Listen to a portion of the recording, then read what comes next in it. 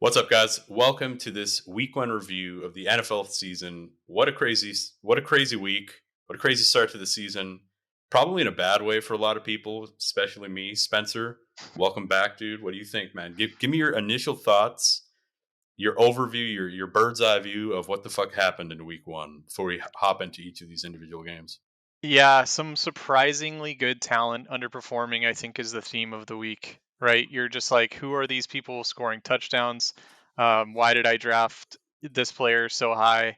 But yeah, let's not get to the overreactions too quickly here. It's still week one, so maybe we should just break down like game by game. Do you want to start us Yeah. off with the Lions versus the Chiefs? Yeah, let's do it. Uh, Lions Chiefs feels like it was a week ago, which it almost was about a week ago. I think it was a pretty good game, a pretty crazy result. We got the box scores here open for you guys just to look at what happened. I'll just give you the quick overview, man. So the Lions won this game in a very surprising fashion. However, I don't know how surprising it was to a lot of sharps. No Chris Jones and no Travis Kelsey. Um, kind of what I expected personally. I just can't imagine the Chiefs being able to do anything without having any wide receivers or any receiving talent to begin with, and it showed. So Spencer, what are your initial thoughts? I mean, what are your thoughts from like a fantasy point of view? Like, yeah, Yeah, I'm out on all Chiefs receivers. definitely, If they're not Travis Kelsey, I'm not interested. yeah, Even a guy like Isaiah Pacheco in the backfield, it just seems like not a good situation. CEH was getting 6 carries, splitting. Pacheco had 8. So yeah, it's basically Travis Kelsey, Patrick Mahomes or bust on that team. And then switching over to the Detroit side of the ball, David Montgomery obviously getting a ton of carries, a ton of goal line work. But I think Jameer Gibbs long term, when you're getting down the stretch of the season, is going to be a very solid fantasy option. So I wouldn't, overreact like we said. You're probably getting him in the second or third round in redraft leagues. So yeah, I'm definitely big on Jameer Gibbs, and you can't deny the Sun God is always getting his. So yeah, very happy yeah. with the Detroit side. So a couple of storylines to talk about Detroit, as you mentioned. I think with the Chiefs, you could pretty much just say, like you said, it's Mahomes and Kelsey, and then everybody else can get the fuck out. But on Detroit, dude, so some interesting takeaways that I had was that um, although Montgomery got like the lion's share of the workload, Gibbs definitely looked better, and he looked fucking electric anytime he touched the ball. So I do think that his slow takeover of the backfield happened sooner than we think, especially considering the fact that I saw a report that Dan Campbell or some insiders said that they definitely saw on the tape how good Gibbs looked, and they're going to try to change that. So who knows what that means? It could just be just some random report from a random journo, but you never know. And then from the receiving point of view of the Lions, dude, Josh Reynolds was a surprise. Josh Reynolds was the bona fide number 2 guy, as you mentioned. Can't deny the Sun God; he's going to get his. But the problem with the Sun God, from like most of us view him as a wide receiver one, right? I would assume. The issue that I have with him is that he gets a lot of like shallow routes. Like he is essentially like a slot guy. Like he gets shallow routes. He doesn't really get the ball very deep. So he's not going to be killing teams from the yardage point of view. I mean, he went 6 for 71 and a touchdown. If he doesn't get that touchdown, how are you feeling? I mean, probably Yeah, not that great. that's definitely a good point. And I would Uh, touch on Josh Reynolds really quickly. That I don't think that this is sustainable. It was a surprise, like you said. He only caught 4 receptions, a 20-yard average on that for going for 80 yards. So how sustainable is that? Plus, you got the Jamison Williams, coming back obviously yeah, in 6 weeks. but And you then could do worse, also, dude. You could do worse. yeah, definitely. And also we have Sam Laporte on that rookie tight end. But Another nice surprise. 5 for 39 as a rookie. yeah, Take that. so all in all, yeah, Detroit looking solid, and Yeah. you can definitely count on a lot of their star power to show up. Definitely. Yeah, I think that sums it up for that game. I mean, Detroit's going to be a good offense. Just continue to try to start some of their skill position players, especially like St. Brown and Gibbs and Montgomery. And Goff is actually a nice start in this next week. So moving on now to Jags Colts. Colts are actually an abandoned child of mine. I left them in the river. They're my ex team. I'm not a Colts fan anymore. I was for the longest time. I just couldn't anymore. It broke me, dude, the day that we lost to the Jags and missed the playoffs like 2 years ago when the Jags were like fucking 2 and 14. I was out. Anyway, Jags Colts. Jags take this game 31-21. Two words, Calvin Ridley. Another 2 words is him. Absolute monster. Spencer, you have him on your fantasy team. You kept him in like the 15th round. You're feeling super nice right now. What do you think about this game overall? I didn't see too much of it, to be honest. Yeah, it was a surprisingly close game until the final, fourth quarter. But I would also say outside of Calvin Ridley, like Travis Etienne is going to get his. Tank Bigsby clearly showed that they are the backup for a reason. Because I know there was like some off-season hype. Oh, Tank Bigsby's going to come and he's going to take a bunch of carries. That wasn't the case. Firmly, Travis Etienne has that job. And the receptions, dude. Etienne had 5 Exactly. receptions for 27. I think the biggest thing on the Jacksonville side is the storyline of Christian Kirk being I'm out. relegated to 3 targets, 1 reception after being that guy. So yeah, unless there's an injury to Calvin Ridley or some insane change in the scheme, which I don't think is going to happen, Calvin Ridley is the wide receiver 1 and probably the only startable wide receiver. I know Zay Jones got his with a touchdown, but I don't know how reliable Zay Jones is. Like a boomer bust wide receiver 4 or something. I'll argue with you on these 2 points. So with a team like the Jags, who we expect to be like a great offense, it's going to be like a carousel. It's going to be a production carousel where 1 week Zay Jones will pop, the next week Kirk will pop, Ridley will pop every week, right? So you can find some value if there's like another high over under game, and you see you can throw a fucking in like deep leagues at like your second flex, you can throw in a Zay Jones and a Kirk. I have no problem with that. But yeah, I think I would play the matchups, and then I would basically just like cross my fingers and hope that the carousel lands on the guy that you put in. But yeah, I agree. Um, Not much to say about the Colts. Anthony Richardson looked great. He needs to learn how to uh, not get hit so much. He needs to just go down. And I think that's a problem that a lot of like Cam Newton-esque type quarterbacks have.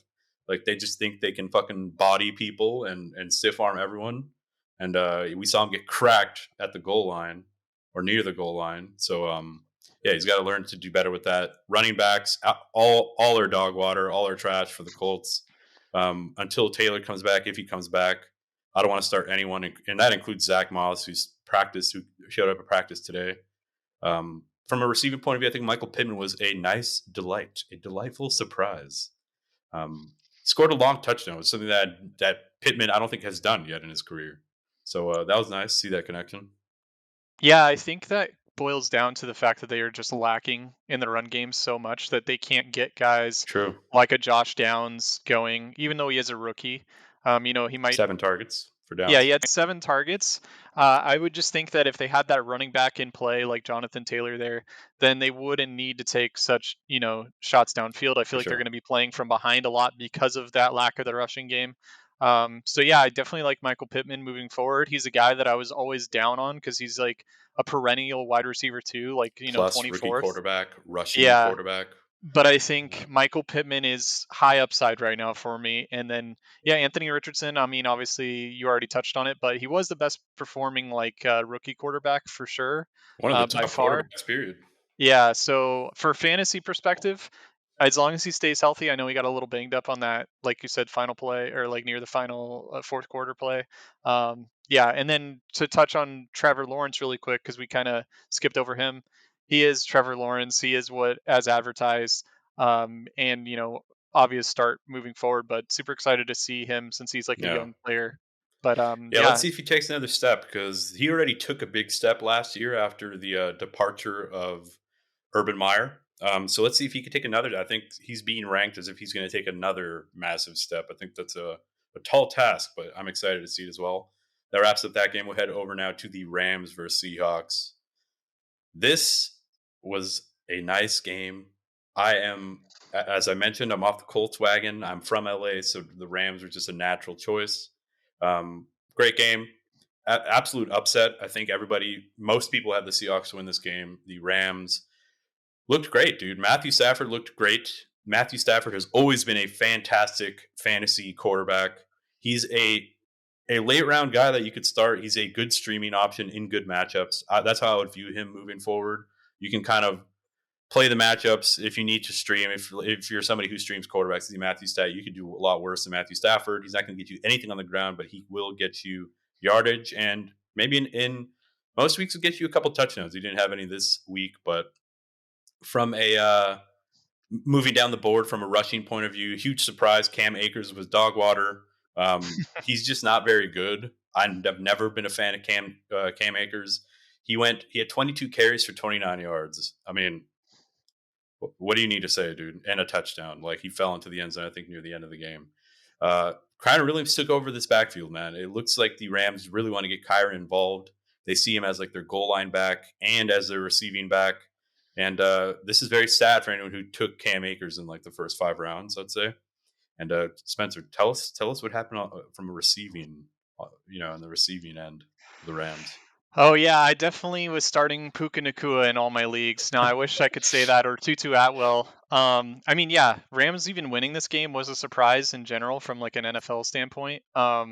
But I'm super hype. If these guys were on your waiver wires, you should be spending a lot of fab. We already saw them go on the pickups this week, and people were spending $60 on Puka Nakua, and I think it's a good strategy because of the fact that you only get so many shots at picking up guys that are potentially like starters in off of the waiver wire. So yeah, I would recommend really considering spending a significant amount of fab on these wide receivers, even I though mean, Cooper Cup is waivers have coming. gone, dude. Yeah, At yeah, this I'm point, just waivers have saying, like, gone. the point is that if something happens like this in the upcoming weeks, you need to be spending that fab. You can't be looking Yeah, back and saying $2 bids on guys like this. It doesn't happen very often. So for yeah, those of you that picked them up, congrats. But yeah, Cooper Cup coming back, I still feel like these players can be valuable. It's not going to just be the Cooper Cup show. Um, no. and is He's he going to even going earn to the remain trust. is he even going to remain healthy after coming back? But yeah, Yeah, Matthew Stafford, if he gets a few touchdowns, he is a top three wide quarterback this week. yeah. So 334 yeah, and 2. Give him 2 definitely touchdowns there. excited about the Rams, which was not expected. Yeah, Then heading over to Seattle, Charbonnet was the surprise. I think. Like, I know he's a rookie, but people he are got always nothing. thinking he was going to get this, shared carries with Kenneth Walker. That didn't happen. And then DK showing up, getting a touchdown, kind of saved his day. But It was a nice yeah, fucking route. Did you see the touchdown? no, I don't think I Robinson. saw. I don't think I saw DK's touchdown, but I think in general, like the passing game was surprising for Seattle. I mean, Gino only put up 112 yards, one touchdown. And dude, the Rams do So not have a good defense. yeah, up front maybe, but I don't know about the secondary. Um, I mean, up but front, it's all they have. They've got Aaron Donald. exactly. Yeah. Yeah, So yeah, I think that's the surprise is just the lack of the passing game for Seattle, and then also Charbonnet, not really splitting the carries as maybe some predicted. yeah. I don't know. I mean, I was off Tyler Lockett. You can look on the channel. I have a video saying "Do not draft Tyler Lockett." Everybody fucking blasted me in the comments. I'm feeling good already.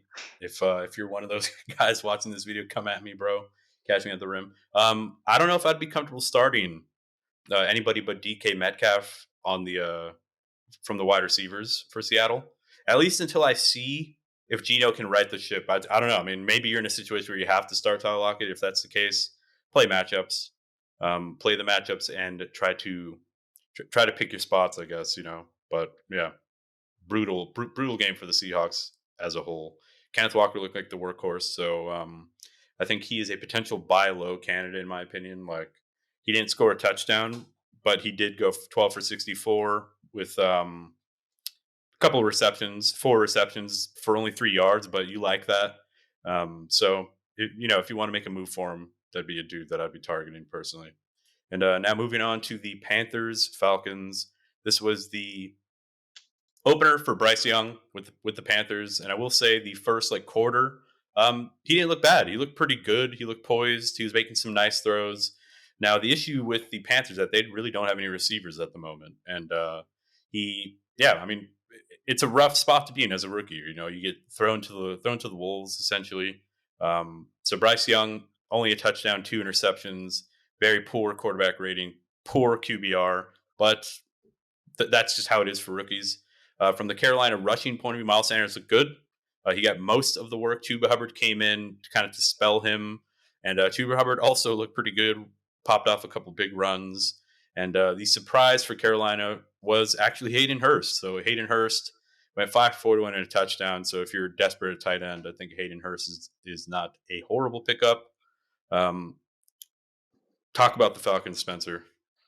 With the What are your thoughts? Falcons, I think it's obvious that coming in here, Desmond Ritter wasn't going to be this, passing savant. We didn't really see a lot of passing from the Falcons last year. I didn't think it was going to change much, but holy cow, did it change in terms of Drake London going for a goose egg, right? Kyle Pitts barely getting any action. Um, so yeah, I think I'm out on Atlanta receiving core in general. I know that might seem like an overreaction to week one. It's You can It's talk not though, game because it goes script, you back to could talk last year. yeah, you could talk game script, you could talk, Panthers weren't a good team, they're not a good defense, this and that. I think it all boils down to Arthur Smith wants to run the ball. He has a previous 1K running running back in the league with Tyler Algier, then a absolute stud of a rookie with Bijan Robinson. They're both getting 15 and 10 carries between the two combined for 25. It's like they're going to run the ball whether they're down, whether they're up, because Yeah, it works for them. That's what they're built to do. So the biggest thing that I'll end on this is buy Tyler Algier. I think he's going to repeat this sort of production, and he's the cheaper of the two running backs. And people didn't see it coming. I picked him up in our league. So yeah, I think if you can get him for cheap now, do it, because maybe they're trying to sell it. Try and flip Tyler Algier. Go out there and get him before he continues this production is unattainable. yeah. My only points of contention there is what would happen in negative game scripts. And we saw last year, even in negative game scripts, they're down by 14, they're down by 20 when they're still running the ball. Yep. But we'll see. We'll see what happens. I do think there are greener pastures ahead for Drake London and Kyle Pitts. Kyle Pitts had a couple of nice big plays. Yeah, just brutal, man. If you drafted Drake London thinking that he could kind of propel himself into like a top 12 wide receiver, which I did, um, it's not looking too good. And the problem is that they won, right? So they're not going to change anything. As you mentioned, Arthur Smith wants to run the ball, and that's how it's going to be. I agree with everything else you said, though. That Algier and Bijan Robinson, I'd be very happy if I had any of those guys. So let's move on to the next game. It's Bengals versus the Browns. Dude, I'm just going to quickly cover the Bengals. I like Listen, this actually. Hey, on the last one we just did, I took one side, you took the other. How about this? You do the Bengals, I'll do the Browns. yeah. So, dude, the Bengals were dog shit. Um, Joe Burrow looked rusty. He looked bad. I'm not even going to say it was just rust. He just looked bad, man. He looked scared. The Browns were in his face the entire game. And what are the effects of that? Everybody else sucked as well. So Joe Mixon didn't really do much, 13 for 56. Jamar Chase had 9 targets, but only 5 for 39, no touchdowns.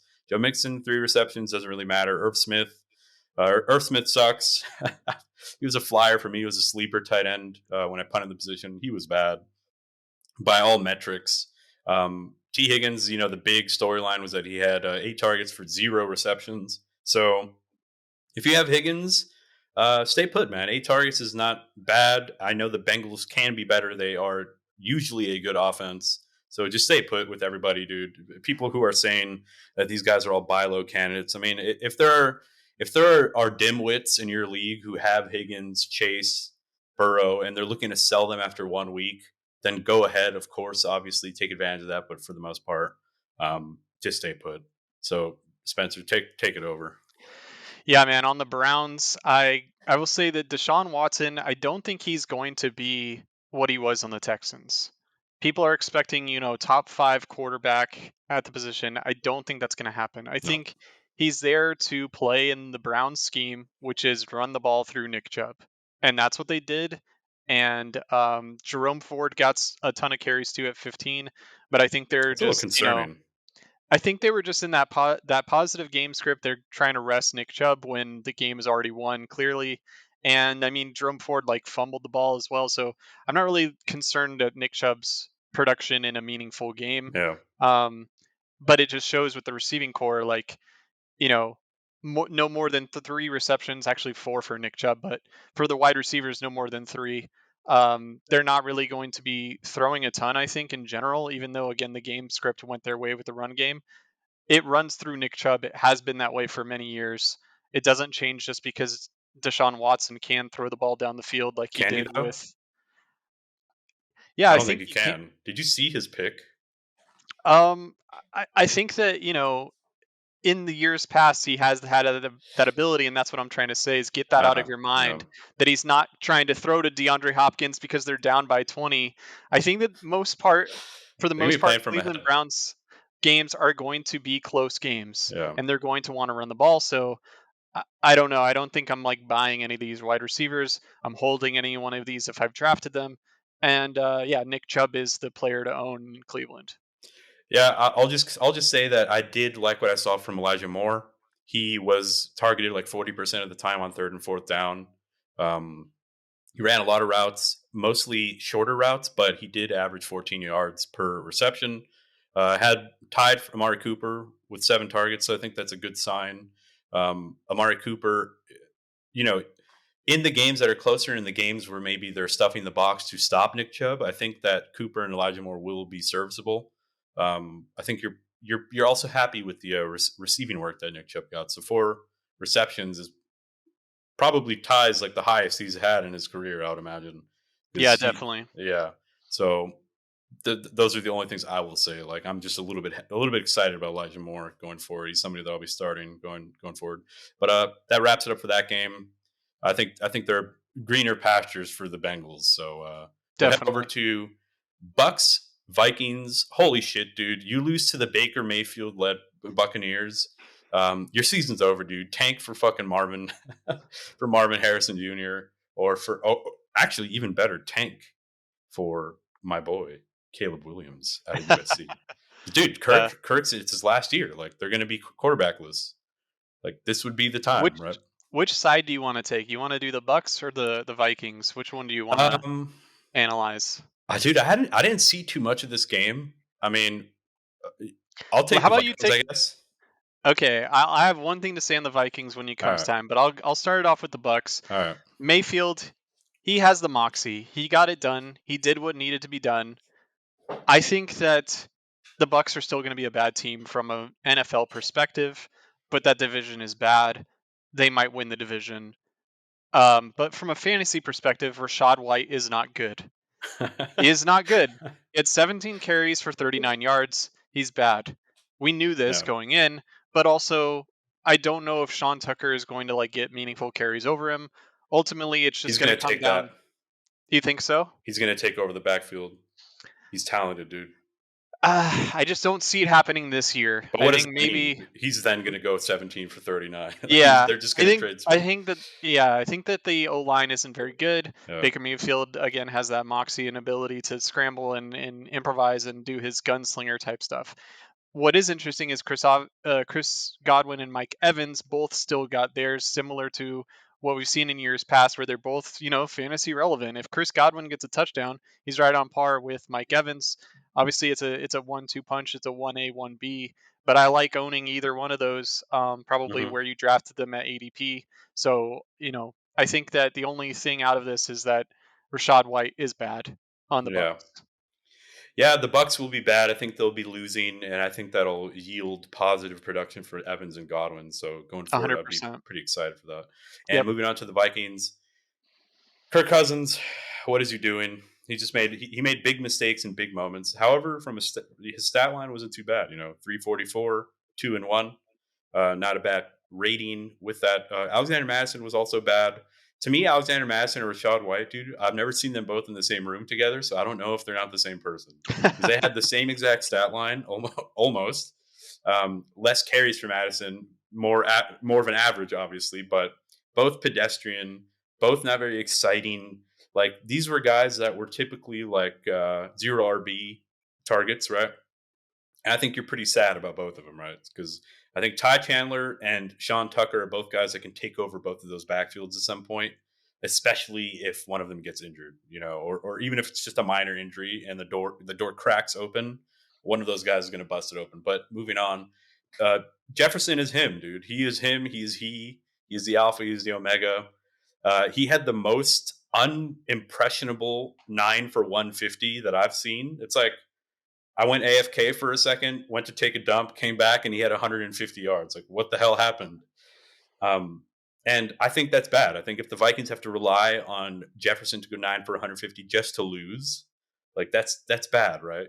But he's going to get his. He should get into the end zone moving forward. He had 12 targets. You love that. Jordan Addison was a nice surprise. He looked great. He looked super fast. I think he had the like fourth fastest play of the week behind like Tyreek Hill. I think Jalen Waddle. He looked great, dude. So I would be very happy. I think he's going to slide right in and take over that Adam Thielen role, but just be a better Adam Thielen, in my opinion. So here's my hot take. Like I said, Yeah. I had something about the Vikings. This is what I want to say. I think the Vikings keep struggling, and Justin Jefferson requests a trade. Oh, And then Jordan Addison becomes, the new Justin Jefferson. Essentially, kind of what happened. Diggs left, yeah, Justin Jefferson came along. Same kind of vibe. It's like I think that whoever is the wide receiver one there is going to feast, and I just feel like seeing Jefferson on the bench there at the end of the game, and he's thinking about, dude, this is what happened last season. We're already starting off on the wrong foot. I think if you get a few games deeper, and not to say that Jefferson's a diva or anything, I just think he's tired of losing. So yeah, yeah, that's my hot take with the Vikings. I think possibly. Jordan Addison, even if that doesn't happen, I like Jordan Addison. So, but that's my Yeah, hot take. I, I I think it's possible, but I do think because Kirk is in his last year, and the Vikings are expected to move on from him, I imagine Jefferson either that makes him want to leave more because then he'll be stuck with some bust up Random, Magoo yeah, rando rookie if right. they're like 4 and Or some 13 and 4. pedestrian veteran. Yeah, Yeah. exactly. So you either need to be the worst to get Caleb or get the fuck out, Yeah. That's how I feel. And then, okay, moving forward, TJ Hawkinson, 8 receptions, only for 35 yards, 9 targets. TJ Hawkinson is like one of 3 healthy tight ends right now. So you got to keep starting him, obviously. Look good. There are better days for him, I think, moving forward. But yeah, wraps it up for that game. We'll move over to 49ers versus Steelers. Dude, this was a shellacking. The Niners pooped on the Steelers from fucking kickoff to the end of the game. It was an absolute just poop fest. It was bad. There's a lot of hype behind the Steelers going into the season that their offense would be remade, that their offense would be productive, that they looked really good in preseason playing against blacksmiths and herbalists, like just guys that you don't even know their names in the preseason. So of course they look good, but the Steelers are who we thought they were. They were absolutely bad, or maybe the Niners were just that good. And a couple of key takeaways. I'll just take over for the Niners. Brock Purdy looked really good, absolutely fantastic. He had a command of the offense, a command of the playbook. He runs his offense beautifully, and I think he did a great job. I think he's somebody from a fantasy point of view. I don't know if I'd be starting him. I think you have better options just because we know how balanced this team is. But it does look like um, he can be a pretty good option in deeper leagues. And moving on, Christian McCaffrey looked great. There was no time split. Elijah Mitchell was a non-factor completely, even in a blowout. Elijah Mitchell barely sniffed the field. McCaffrey busted off a big run and actually housed it the whole time. A 65-yard touchdown run. That's what you want to see from an aging running back like McCaffrey. He still has the fucking boosters. And Brandon Ayuk was a big surprise. Dude, Brandon Ayuk looks like a league winner. Went 8 for 129 and 2. All the reports out of camp is that Brandon Ayuk is him, that he's an absolute stud. He is the best wide receiver that they have on their team. Um, and I think this game showed us that he is now the one for the Niners and probably the number one team and the number one offense in the NFL. Uh, I don't think anybody's willing to sell Brandon Ayuk, but if there's a crack and if you could somehow get Ayuk, I would do it, dude. I think he's got like top 5 upside. And Debo went 5 for 55. He did his normal Debo things, but a short route, yards after contact or yards after the catch type stuff. Kittle didn't really do much. He had a big time catch, but other than that, it kind of faded into irrelevance. Spencer, what do you think about the Steelers? What did you see? I didn't see anything. Yeah, No, honestly, rough game for sure. I yeah, am not I'm not, panicking on the rushing with Najee Harris. I think that he's still got the talent. It was a bad game script, so I'm not out on him just yet. Similarly, and I know we'll get to other games like Saquon Barkley, the talent's still there. Game script wasn't. For the receiving core, obviously Deontay out with the injury, so you obviously should have been picking up Allen Robinson, Calvin Austin. Of those two to own, I couldn't tell you which is better because Allen Robinson performed so poorly on the Rams. It's tough to trust going forward that this is what we can expect from Allen Robinson of years past. Is he returning? Hard to trust that. It could be possible though. Calvin Austin as well. I mean, we just haven't seen much from him. There was a little buzz, with preseason and camp, so it's possible there. I think so. Out of the receiving core, George Pickens is obviously the one to own, but he's obviously been drafted, you know, by your Yeah. by your league. In general, though, I think that the Steelers are not a great team from what we've seen here, and I'll also touch on the 49ers quickly. Is that George Kittle? Uh, I don't think that if Ayuk and Debo Samuel are both healthy, I don't think that he's needed as much in terms of the receiving game.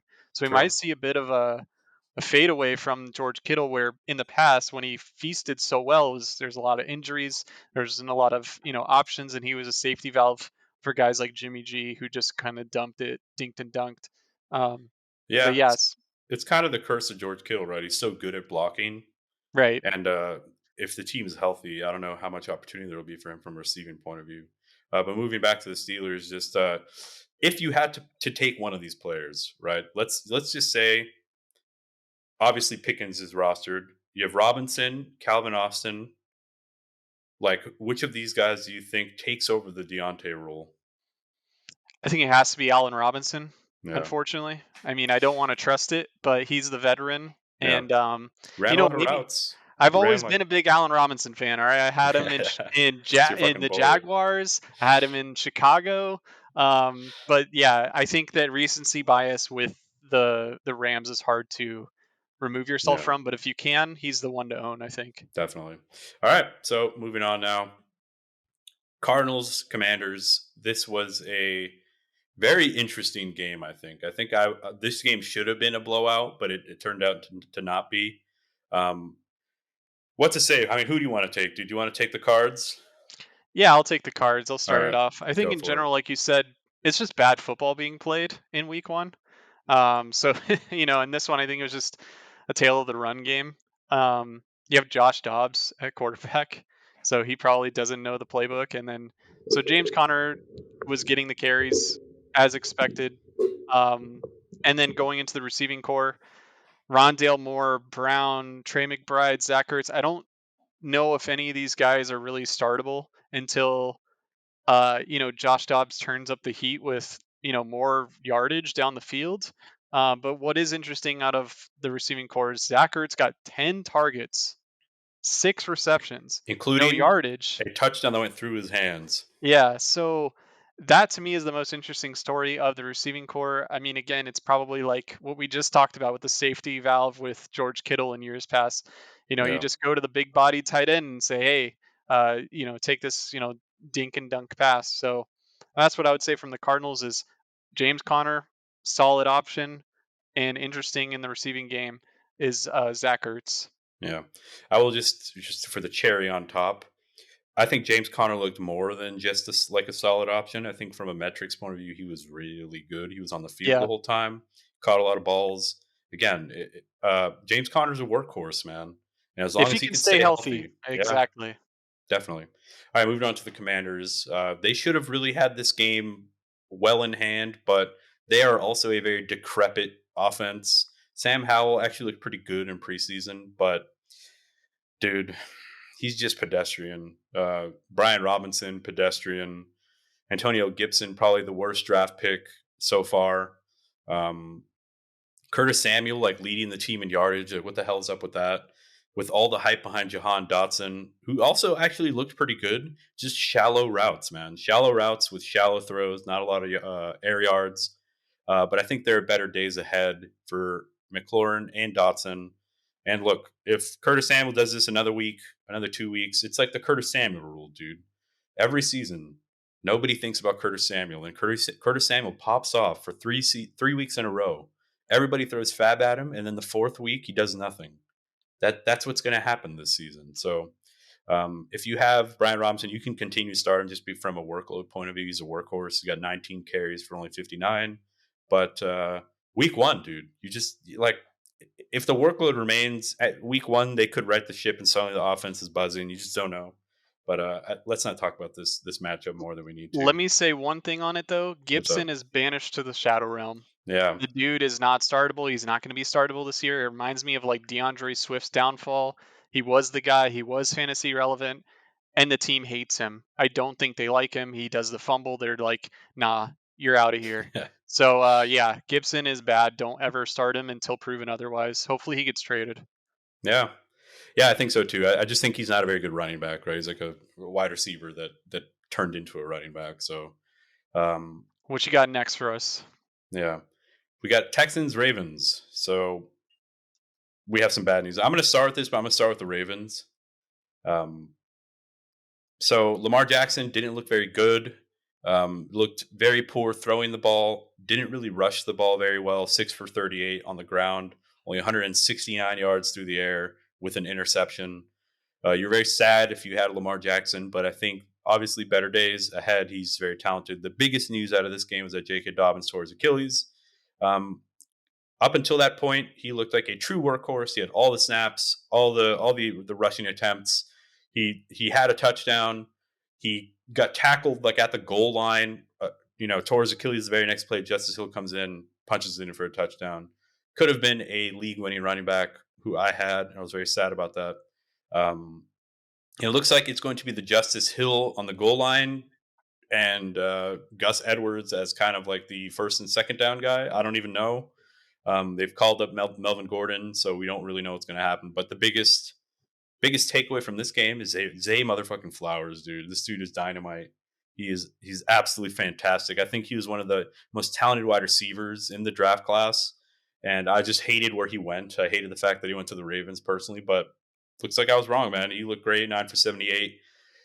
He had one play where he like spin moves on somebody, flips an onion ring up, catches it in his mouth, fucking jukes another dude. It was just epic, dude. Absolutely epic. He was doing that in the preseason. Odell Beckham is useless, only had 3 targets. Rashad Bateman, useless, had 3 targets. An interesting statistic is that Zay Flowers was like far and away number one in terms of first read. So percent of the quarterback's first read went to Zay Flowers, I think like 60% of the time, which is absolutely insane. Like the next guy after him is like 45%. Dropping those analytics on us, Let's go, bro. That's a baby. nice stat. Let's go, baby. Good one. And obviously from, target share is also nuts, 50 sad something about percent. Dobbins too, man. That's Yeah, sad. brutal. I know you had him in a lot of leagues. He's my boy. He's my boy. But let me take over with the Texans. CJ Stroud, I mean, he didn't throw any ints. I'll say that much. He did throw a pass to himself, which was interesting. But yeah, I think, CJ Stroud might actually have some upside because they're going to be passing a lot. The problem is they're spreading it out between all these receivers like Tank Dell, Noah Brown, Mike Boone all get 4 targets. Interesting thing with the receiving core is Robert Woods with 10 targets. Old Robert Woods. Clearly Bobby Nico Trees. Collins. Yeah, Nico Collins is, the first wide receiver on that team, but I wouldn't ignore Robert Woods because, like I said, they're going to be throwing a ton. They're going to have a negative game script, which, speaking of negative game script, Damian Pierce, unfortunately, only went for 38 yards on 11 carries. So 11 for I'm not 38. Is that fucking Rashad White? yeah, I'm not These super guys are stoked on multiplying. Damian Pierce. I know he was a deep sleeper in last year's redraft leagues, but I don't think that this year is going to be a repeat of last year. And yeah, Nico Collins, Robert Woods. That's what I gotta say with Houston receiving core. Yeah. Bobby Trees still out there doing it. Let's see though. The Texans could easily devolve into insignificance any given week, and Stroud Yeah. could look bad. He's a rookie. Oh, So definitely. be careful with starting those guys because If you're when you start, starting those guys, you probably have other problems. So, but yeah.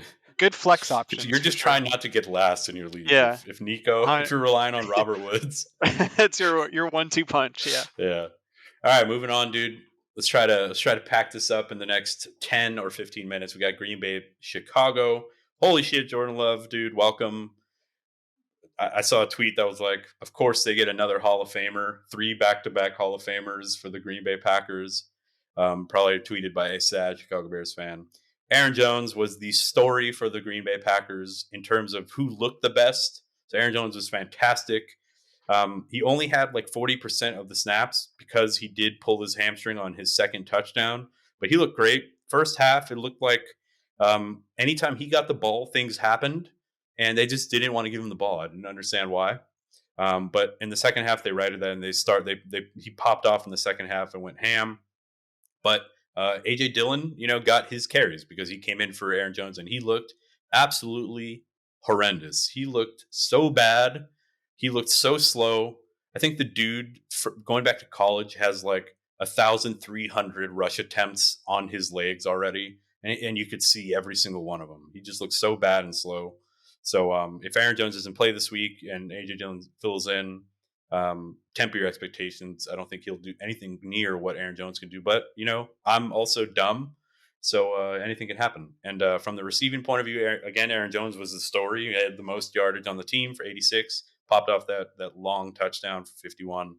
Luke Musgrave was a nice delight, 3 for 50 on 4 targets. But Romeo Dubs stole the show. Had 2 touchdowns, but only 4 for 26. So I wouldn't be too stoked about that. But Spencer, what the fuck happened with the Bears, man?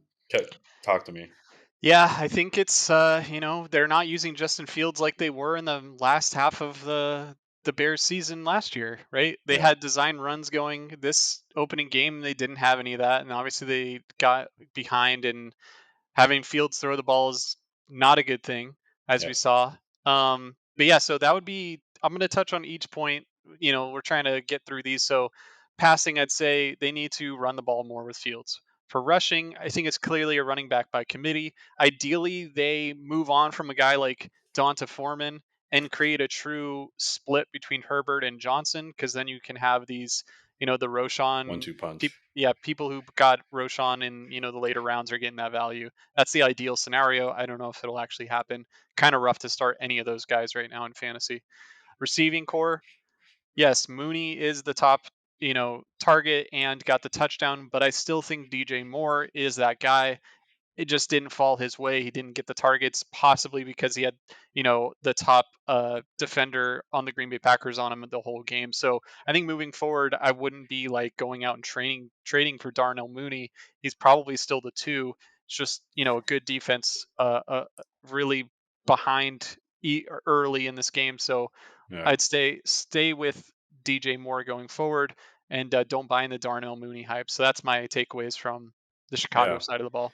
I think Roshan Johnson was a very nice surprise. Again, they were losing, so you don't really know like what to take away from it. But dude, the motherfucker had 6 receptions for 35. 6 receptions, and Yeah, he kind of serves as like a goal line back too. That's a recipe for a dude to take over a backfield, in my opinion. So if you could buy Roshan from somebody who's maybe like RB desperate and they can't really afford to rely on him right now, I'd throw some feelers out there, man. But yeah, good exactly. analysis.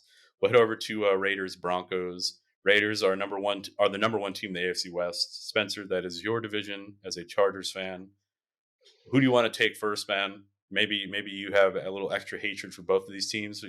Dude, I mean, this was the game that I just didn't care to watch. Man, what two teams that I don't care about? They both are not very good. I think Jimmy G did his Jimmy G thing though. I think the storyline, if I touch on each, is Jimmy G was as advertised. Nothing. He's not really startable in fantasy, in my opinion. Then you go to the rushing side. Jacobs is a huge story because he was, like a number 1, number 2 fantasy option at the position last year. The dude averaged 2.5 yards on 19 carries. That is extremely concerning. I think part of the problem is they don't respect the run game as much because Jimmy G is not throwing the ball downfield like Carr was. I mean, they don't respect the passing game. That's what I meant. Yeah. So Yeah, they're stacking the box a little more. Yep. I got it yeah, reversed. But So looking at receiving, like we were talking about, Jacoby Myers is the big story out of here. I don't think that people expected him to put up the numbers that he did. He did take like an insanely big hit though in the game. Yeah, he got And so cracked. I don't know how that affects him going forward.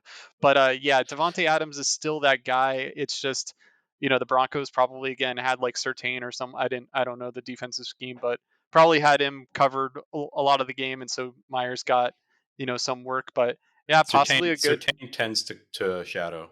Yeah, so Yeah. probably a good 1-2 punch here again.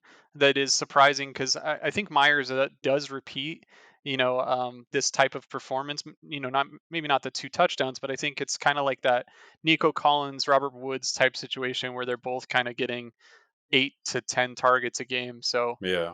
yeah, that's the takeaways for the Raiders.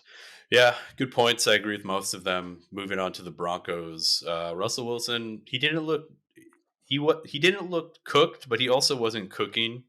So he just kind of looked like last season's Russell Wilson. Not much improvement to be had there. Uh, Gives you nothing on the ground anymore at this stage of his career. So there's really no upside to having Russell Wilson as your fantasy option, in my opinion. He's got to throw for like 350 and get like 3 touchdowns for him to be a top 3 or top 4 at the position. So stay away. Javonte Williams looked really good, dude. Coming off an ACL injury, week 1, you'd expect him to not get a lot of work. But if he already got this much work and he looked pretty good, the arrow only points up from here. So I think I'd be pretty stoked if I had Javonte Williams right now. But P. Ryan, I will say, the touches that P. Ryan did get, he looked very good. Popped off a bunch of big runs in like big moments for them, but obviously they fell short. I also did a lot in the receiving game. He was actually the leading receiver for the Broncos, which is like, yeah, you're feeling sad. Basically, they need Judy. They need Judy back, and that was kind of the story of the game, right? Gordon Sutton had a touchdown, which yeah, didn't really mean much. He went 4 for 32 and a touchdown, so a pretty pedestrian result, to be honest. Adam Troutman looks like he's going to be the tight end 1 for them, especially because Dulcich got injured. Don't start anyone else. Don't start Marvin Mims the way I think somebody did last week. Who started Marvin Mims last week? Is that you? Hey, bro, sometimes you got to roll the dice.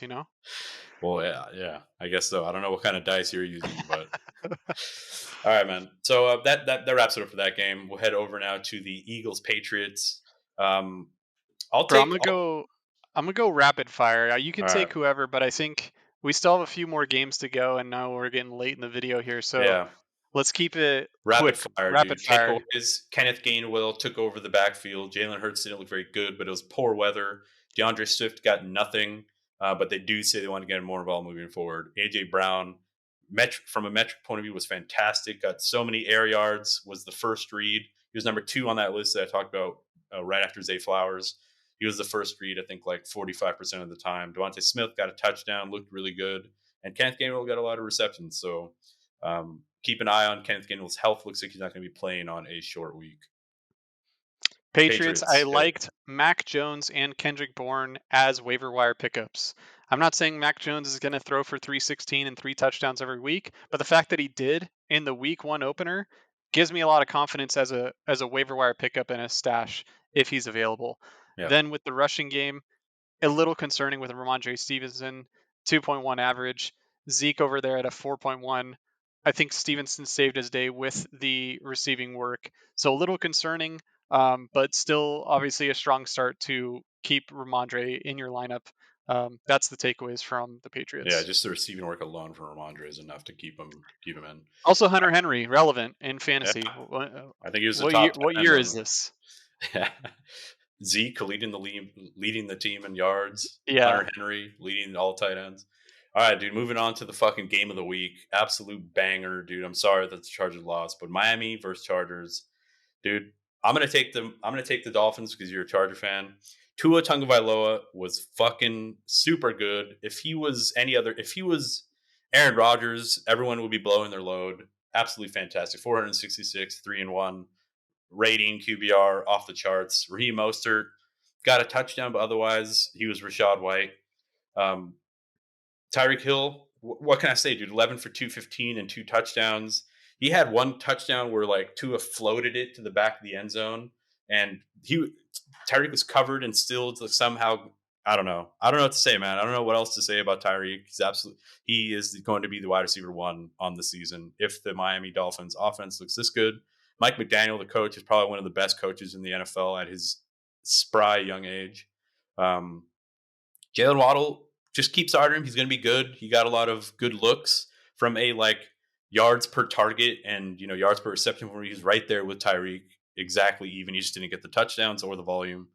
Durham Smythe, dude, played 100% of the snaps for the Dolphins, and he got 7 targets. If you're looking for a tight end, Durham Smythe, pick him up, dude. Start him. I think he's going to be a very sneaky third option for the Miami Dolphins the entire season.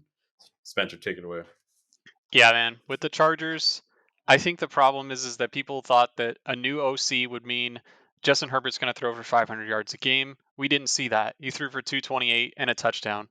That's not the normal Justin Herbert we saw last year. So it's actually a regression, especially in a game where you expect it to be a high scoring game.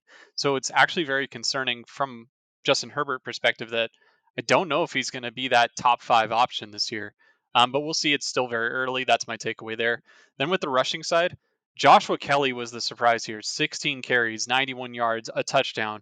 Obviously, Eckler had a little bit of an injury there. We're not sure what's going on, but if he is, not ready to play for week 2 or misses time at all this year, Kelly has emerged as an option, which is surprising because he was not on my radar. I had kind of written him off as just a guy that he's going to get churned and burned, and we're going to pick, draft someone else. So yeah, that's a surprise there. Then with the receiving core, Keenan Allen, he's still Keenan Allen. Definitely start him every week you can. I've been saying that Mike Williams is not that guy. He had his moments like 1 or 2 years ago. I think 2 years ago, but I don't trust him moving forward. And I am more interested in Quentin Johnston. The problem is that when Mike Williams was out, he didn't get any sort of meaningful contribution. But I think he is a rookie, and they just don't trust him yet. So moving forward, if Mike Williams does miss significant time, Quinn Johnson might be a very interesting play, but he's probably already drafted. So that's my takeaway. Yeah, it looks like they wanted to have a more. I think Eckler was on a podcast on the CBS fantasy show, and he even said like our plan going into the season was to be a little bit more run because they were 30th in rushing last season, and they said that's a problem. So I think there's gonna be a concerted effort to get Kelly involved as kind of like a 1-2 punch, thunder or lightning. But you didn't touch on Eckler, but Eckler's Eckler. He's a beast. He gets the receptions, he Yeah. gets the yardage. Popped off a 55-yard. Was it a touchdown run or just a run? I don't even remember. I think it was a run, Yeah. little end Anyway, around. But yeah, yeah, fantastic game. Chase Eckler these is over obviously unders. Eckler. Yeah, chase these over unders, guys. If going into the week, this game had the highest over under or the second highest after Detroit Chiefs. Chase them, dude. Start your players in those games. All right, moving on, dude. Dallas and York. Dude, let's spend 20 seconds on this game. We don't even have to talk about the Giants. Nobody looked good. They looked bad. Dallas Cowboys defense came to play. Dak Prescott looked bad. Tony Pollard is a bona fide top 5 running back. Got the goal line work, got the receiving work, got all of the carries. Tony Pollard's going to be a beast. CeeDee Lamb's also going to be a beast in the games that they need him. Went 4 for 77 with no touchdowns and had a 49-yard reception. Take away that 49-yard reception, I don't think you're feeling too good. But have anything else to add on this matchup, Spencer? Yeah, I will touch on the Giants. The 2 players to own: Barkley, Waller. That's it. There's no other receiver. I'm not even interested in Daniel Jones rushing upside. I just think that the receiving core is so bad. It's tough for Jones to get fantasy points without him running for 80 yards and falling into the end zone. So, Yeah, yeah, Barkley is still that guy. Let's see if they can string together some actual meaningful fantasy football games, yeah, though. Looked pretty bad. yeah. Moving forward, I will say that there's a report that Darren Waller is going to have this nagging hamstring injury and that he's had it for a while. So That's not good. Yeah. keep that in mind if you do want to try to sell high before that becomes a potential issue. And now the next game, dude. This is sad, man. Rip, rip to the goat, dude. At least rip for this season. Aaron Rodgers tears his Achilles heel or Achilles tendon in the first like 45 seconds of the game. Absolutely tragic. But the Jets actually pull out the win. Zach Wilson steps in for Aaron Rodgers. Doesn't really do much or throw the ball much, but does just enough to manage the incredibly strong Jets team to a win. Now, offensively, defensively, the Jets are fantastic. Could have been a Super Bowl winner if Aaron Rodgers stayed healthy. But the story was Brees Hall, man. He looked fantastic. 10 for 127, popped off an 83-yard run in which he got chased down from behind and tackled. I think a fit, game ready Brees Hall houses that. But he looked fantastic. Dalvin Cook was a nice, like, bruising back, which is crazy because Dalvin Cook's not even a bruiser. But yeah, nice little 1-2 punch there. Garrett Wilson had probably one of the nicest touchdown catches I've ever seen. Um, he's just like oozing with talent, but obviously he doesn't have a quarterback now. Zach Wilson is very bad news. There was a super funny highlight where the punter for the Bills tries to tackle the I think his name is Gibson, the punt returner at the very last game, and he just like does this weird like he like sidesteps him and tries to like touch it, like two-hand touch him. It was hilarious. You guys got to watch it.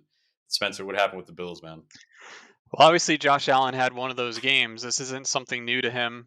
He's definitely had those like multiple ints, fumbles, that type of game, and we saw it here in Week 1. Hopefully, he eliminates this, puts it in his pass, and becomes the Josh Allen that we all know of, like QB1, QB2 type play. So yeah, nothing to panic yet on him. Buffalo rushing, Damien Harris with only one carry was surprising to me. I don't know why. I just thought that it would be more of a split field, but yeah, James Cook is the one to own there. He also got some receiving work, and then Diggs obviously is the one. He showed up. He did the Diggs things that he does. Gabe Davis was a surprise. I feel because he was not going super high, but I think people were like, "This is the Buffalo offense.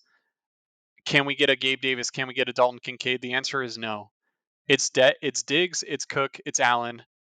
Don't sell me on anyone else. Yeah, but I do think in games in which they're not playing the Jets defense, I think there can be more meat on the bone for other players. I will say that. I think the Bills Yeah, are it's just just such a tough to strong start offense. them with any confidence. It's Yeah, big boomer bust like wide receiver 4 type stuff to me. yeah, but at But this point, Dalton Kincaid has a heartbeat. He's got a pulse. yeah, So at the tight end position, you could do worse. true. Spencer, that was a nice recap. That was super fucking long. I don't think anybody's gonna watch this the entire time. I might even cut it up into two separate videos. But yeah, man, thanks for joining me, and we'll catch you guys in the next video.